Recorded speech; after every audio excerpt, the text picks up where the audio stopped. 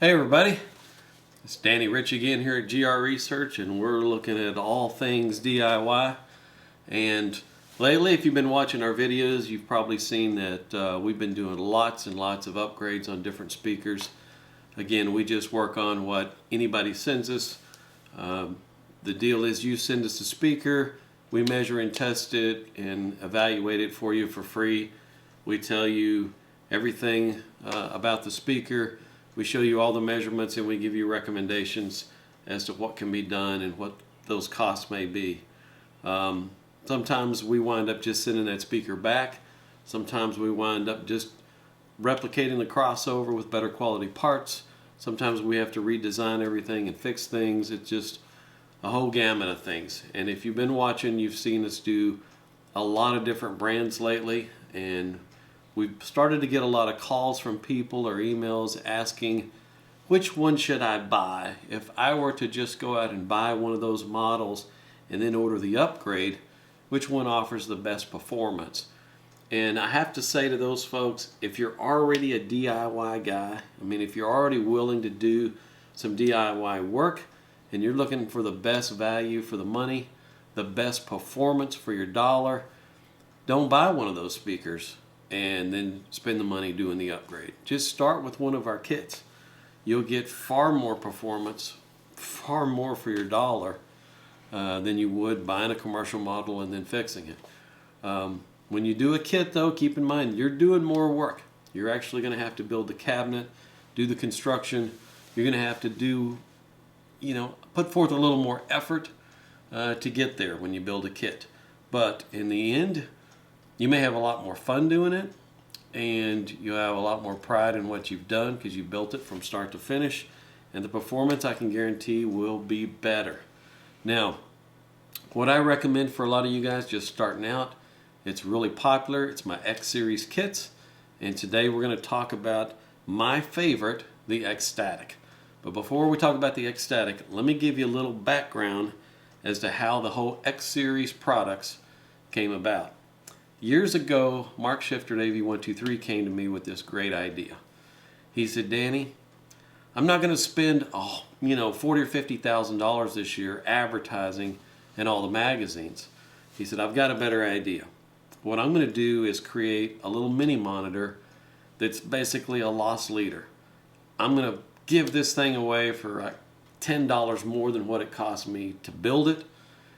I'm not going to make much money on it, but I'm just going to send tons of them out there. I'm going to send them out to the reviewers, and that's going to be our advertising. And hopefully that'll draw in more people and they'll look at some of the other models. So he said, what can we do? So, and this is fun for me. I love being on the very beginning of a design, doing a whole product line, getting to design the drivers and figure out how can we get the most performance for the least amount of dollars. And of course I went straight to Peerless of India with my requirements for what I wanted, for what I needed, and we came up with these woofers. It's a larger version of what I was already doing with them with the M130s. This is the M165. This is a 6.5 inch woofer versus the M130 that was a 5.25 inch woofer. Same polymer chassis, same treated paper cone. These things are fantastic. They have a really smooth response. They have some of the cleanest spectral decay of any of the woofers I've ever worked with. They just simply play and stop really clean. No ringing, polymer chassis, everything about them done really well, and they're made in huge quantities to keep the cost down. So what I did with Mark and AV123 and his concept, we started with this woofer and it was great. And then we found a very inexpensive dome tweeter that was made in China, and it measured really well, and it was very inexpensive. So we put the two together. They were mounted in a little cabinet where they overlapped onto each other a little bit to get the acoustic centers a little closer like that. And the crossover didn't have to be real complex because the drivers were easy to work with. I dictated though that we had to use all air core inductors, all polycaps, no sandcast resistors, just an inexpensive non-inductive resistor. And those things went out everywhere, and they won every award, every magazine. They were like a Product of the Year award, a Budget Speaker of the Year award, you name it. nothing touched them. They sold those initially at $199 a pair, and I think it was costing $199 a pair to build those things. Eventually they were bumped up to $219 a pair, and just, man, they just went crazy. You know, they set new standards for that price point because there was really no profit built into them. They were just given away at what it cost. Whereas most speakers that cost $200 to produce retailed for $1,000. So there was a pretty big disparity there between anything and anywhere near that price point. So it was hugely successful. And then we wound up doing an MTM version where we did a 16 ohm version and had the tweeter located between the two woofers. There was a little X Omni one done. We were starting to expand on the line. Mark came to me and said, man, these things sound great. What can we do that would take them to the next level? What one thing would we do? And I said, well, the woofer's already awesome. Let's made it with a higher quality tweeter. And of course went right to Peerless. I'd used these before. This is their T26SG. It's one of the best dome tweeters on the market. It's as good as any dome tweeter I've ever used. Really well made, good material, really smooth frequency response, 94 dB sensitivity. Now that figures. Hold on. Okay, to take these to the next level, we went straight for one of the best dome tweeters out there, one of the best dome tweeters I've ever used. I knew right where to go. Peerless has been making this one for a while. It is easily as good as any dome tweeter on the market, compared to anything. Really low FS, 450 Hz FS, 94 dB sensitivity, super smooth response, easy to work with. It's got a hollow pole piece that's pretty good diameter. It's got a back cup on it with a centerpiece that's focused right to the center of it, so it diffracts some of that rear wave and it absorbs it into a rear damping chamber. Everything about it really nice, really well done. So we took this tweeter and mated it with the single 8 ohm woofer, and the new XLS Encore became, or the XLS became the XLS Encore, from what we were calling the previous version became the classic version, which used the original tweeter. So that thing kicked butt, man. That XLS Encore set new standards as well, and it was involved in a couple of small speaker shootouts where it clobbered everything. That thing was just a phenomenal mini monitor. I mean, you couldn't touch it for under $1,000. And so Mark said, hey, let's see what else we can do with these. How far can we take these? What are the next models in the line? That brings me to where we are right now, what I want to talk to you about. I want to share with you the x-statik kit and its matching X-Voce center channel. Of course, I say the x-statik kit, it's a kit now. It was originally sold fully assembled, and it did really well. Well, what I did was I had the 16 ohm version done of these woofers, and we did an MTM. So we had tweeter woofer tweeter combination, just like that, and we overlapped it again, keep the acoustic centers close, and put them on an open baffle. So just imagine the baffle with no sides or no back. Now, typically when you put a woofer on an open baffle like that that's just that big, it will have no bottom end at all. I mean, just the whole bottom end will roll off. There will be no extension on it. So you can't really do a two-way speaker that way. This was a three-way speaker. So what we did was we put another pair of them down in the lower section. So we got 16 ohm woofers paralleled as mid-range, two 16 ohm woofers in a sealed box below paralleled as woofers with a really good dome tweeter in the middle. And that worked out really well. That had a really balanced response where these started naturally rolling off. These were there to pick it up and had a fantastic response. The crossovers were done really well. As you can see here, there's a large iron core inductor, not dental floss gauge. This is 14 gauge inductor that's on the woofers. There is a pretty good sized poly cap that was bypassed with an electrolytic. I know I don't like using electrolytics in anything, but we're trying to save some cost on this, and they were only crossing at 160 hertz. So you got to remember, these are not playing very high. In a situation where we're not playing real high, we could get by with some of these parts. The electrolytic was bypassed by a poly cap, which really improves the sound of it a lot better than just using electrolytic by itself. It's a laminated iron core inductor. Typically, I don't want to use any iron core inductors on anything that's playing over 200 hertz. Anything covering mid-range, you don't want this on there. It's going to hold that residual charge. It's going to have a little bit of a smearing effect, but frequencies below 160, it works just fine. It works great. Everything else, the mids have air core inductor. All the caps are poly caps. We even took a couple of Gen 2 sonic caps and put it on the tweeter circuit as bypass caps to improve the clarity of the tweeter. And that's the way those things were thrown out there from the factory. They had the inexpensive binding post cup. They did come with brass floor spikes, the whole works. I don't even remember what they sold for, but it wasn't a lot. And they did fantastic. The center channel was another MTM version, just like this, with the woofers in an open baffle with the tweeter in the middle, and they had a sealed version of the woofer on each end. So it was basically a flat, same speaker as the x-statik was, that was in a floor standard, done as a center channel, and that combination is fantastic. I mean, when I built a theater system for my dad, went straight to x-statiks and an X-Voce for center, and added one of our servo subs, and that thing's fantastic. Those things rock. Sensitivity is 91 dB, so easy to drive, and impedance is an 8 ohm load. So you can gang a bunch of those things up on the front of some of those inexpensive receivers, no problem. So that was going really well with AV123. Those things were being sold, and there were some financial difficulties that hit that company and some other circumstances that caused them to close the doors. They shut down.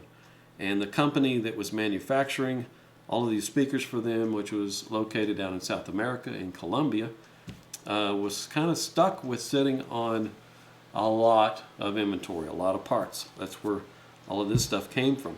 So I worked a deal with them to have them send about 3 40-foot container loads of that product up here to me, and I've been selling it as kits.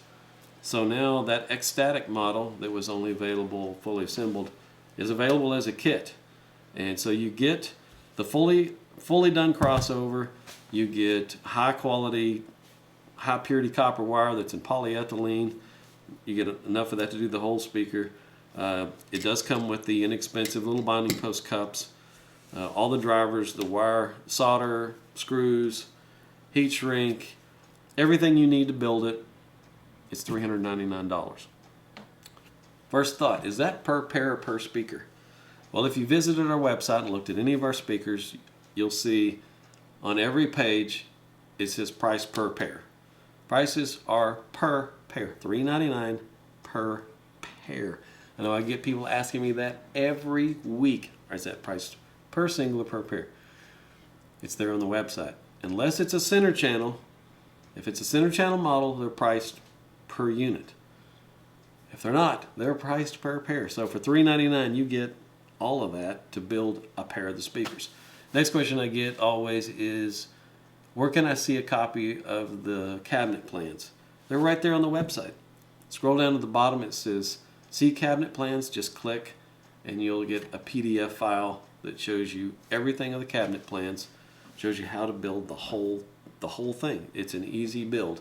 If you've got a table saw and a router, you can pretty much knock out the pair of these speakers easily, no problem. And when you look there on the website and you're ordering the kit, there are some upgrades available. And the upgrades do take them up quite a few notches. We don't just upgrade other people's speakers. We offer upgrades to our own speakers.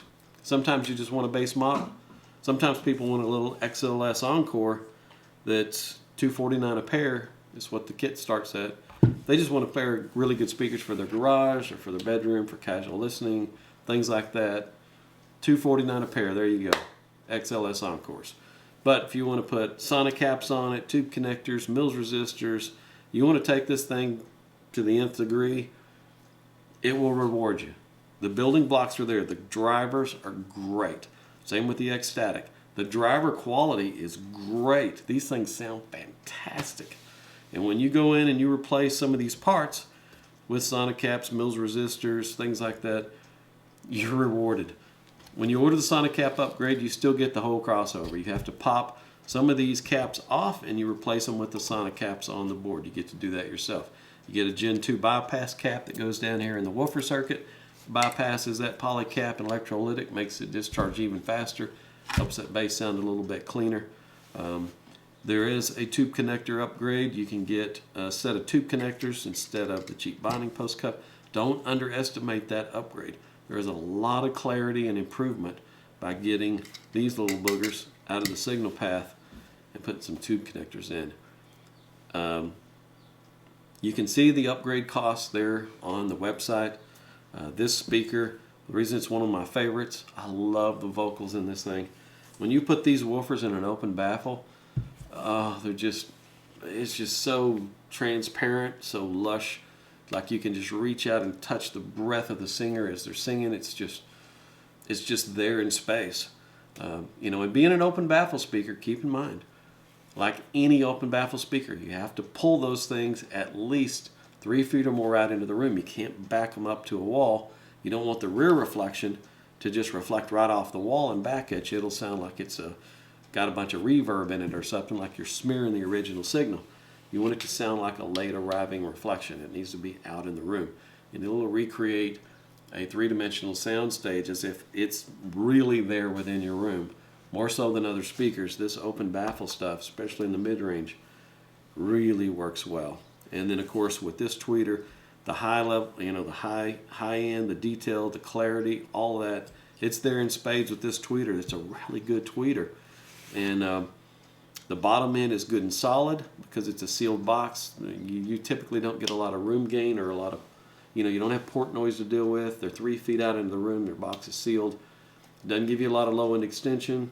Some rooms mid 40s, some rooms mid 50s. You know, that all depends. They're designed to be used with a sub. Throw one of our servo subs in there with it, and it's a killer combination. But yeah, this is one of my favorites. This is the bang for the buck king of all the stuff in our product line. It's my favorite. It's the best sound that we can even come up with offering at the lowest possible price. So when you guys are asking me or thinking, which speaker should I buy and then build the upgrade or buy the upgrade? No. If you're a DIY guy, go straight to one of the kits. Have some fun. Get way better results. If you own some of those speakers that we've already done upgrades on, and you want to get your feet wet with DIY, you want to take them to another level, you want to learn, do the upgrade. The upgrade's fun. It's easy. It's not real expensive. And the improvements are incredible. It's a whole new speaker when you're done with it because the improvements are just that much better than it was originally. But if you're a DIY guy, again, go straight to the kits. If you have questions about this stuff, give us a call, shoot me an email. This stuff here, it's all on the website. I know the website's about to get a new facelift. It's about to look a lot better.